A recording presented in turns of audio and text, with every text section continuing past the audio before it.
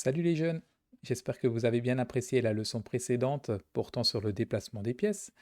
Et aujourd'hui, nous allons passer à une autre leçon qui est l'attaque. Alors, l'objectif de cette leçon, ça sera de trouver une stratégie, un coup qui permet d'attaquer une pièce sans vous faire manger.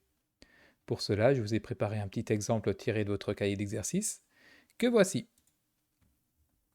Voilà, vous vous retrouvez avec des pièces blanches, deux pièces blanches, une dame et un fou, et une pièce noire, la dame en D5. Il y a une petite pastille sur le côté de l'échiquier dans vos cahiers qui correspondent au déplacement. S'il y a une pastille noire, c'est au déplacement bien sûr des noirs. S'il n'y a pas de pastille, c'est au déplacement des blancs. Dans notre situation actuelle, c'est au noir de jouer et il va falloir trouver un moyen avec notre dame d'attaquer le fou ou la dame adverse.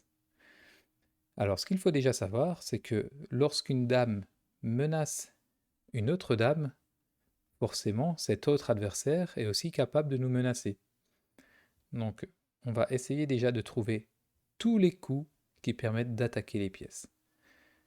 Alors, on verra qu'on peut se placer par exemple sur la case E4 pour regarder la dame en G4. On peut se placer sur la case F3, sur la case G2, et toutes ces cases permettent d'observer la dame ou le fou. On regarde dans une autre direction, par exemple la case F5 permet également de regarder la dame, la case G5 et la case H5 regarde à chaque fois la dame adverse. On peut se déplacer aussi dans ce sens-là avec notre dame, donc on peut venir en D2 pour attaquer le fou F2. On peut également venir en D1 pour attaquer la dame G4. Et bien sûr, on peut aussi s'éloigner de l'action, puisque la dame est une pièce de longue portée, on peut s'éloigner pour continuer à faire nos menaces. En E6, on arrive bien à voir la dame. Là-bas en haut, en G8, tout loin, tout derrière, on arrive aussi à voir la dame. Et on peut aussi se déplacer en D7 pour observer à nouveau la dame adverse. On peut encore se déplacer en C5 pour observer cette fois-ci le fou. Vers ici, on n'aura plus de menace. Et on peut encore se déplacer. Il y a une orientation qu'on n'a pas prise, c'est la diagonale qui mène jusqu'à la case A2. Et donc on peut se déplacer ici, en C4, pour observer la dame. Et on peut se déplacer en A2 pour observer le fou. Voilà, il y a aussi la case D4, effectivement.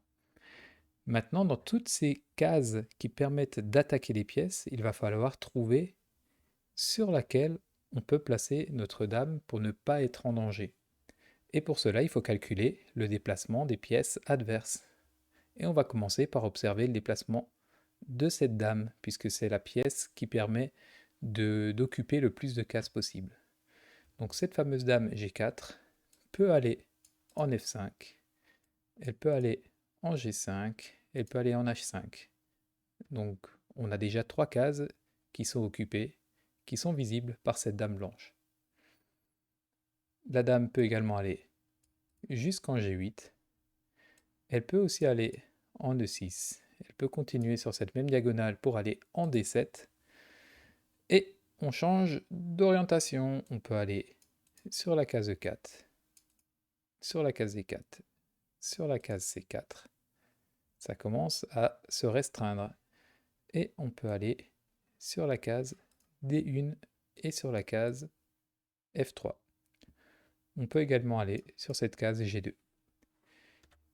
La dame noire n'a plus que 3 possibilités. La case C5, la case A2 et la case, non pas F2, pardon, la case D2. Si la dame se déplace en C5 sur cette case-là, nous avons un fou blanc qui occupe cette longue diagonale et qui arrive à regarder jusque cette case C5. Ce n'est pas bon non plus. Ce fou peut aller dans les autres directions, toujours en diagonale, et donc elle ne verra plus aucune autre case d'attaque. Voilà, donc si on regarde bien notre schéma, on a encore deux petits points verts, deux cases où peuvent aller cette dame, et je vais vous nettoyer un petit peu l'échiquier. Vous allez vous retrouver avec la case A2 et la case D2 comme possibilité pour les noirs pour attaquer le fou.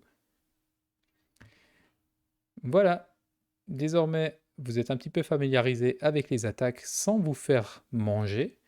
Donc le but de l'exercice à la page 9 de vos cahiers d'entraînement, ça sera de trouver le coup qui permet d'attaquer une pièce adverse sans vous faire reprendre derrière. Alors soyez très vigilants. N'oubliez pas que les pions blancs se déplacent vers le haut de l'échiquier jusqu'à la ligne 8 et les pions noirs se déplacent vers le bas de l'échiquier jusqu'à la ligne 1. Voilà, je vous souhaite bonne chance pour vos exercices et à très bientôt. Salut!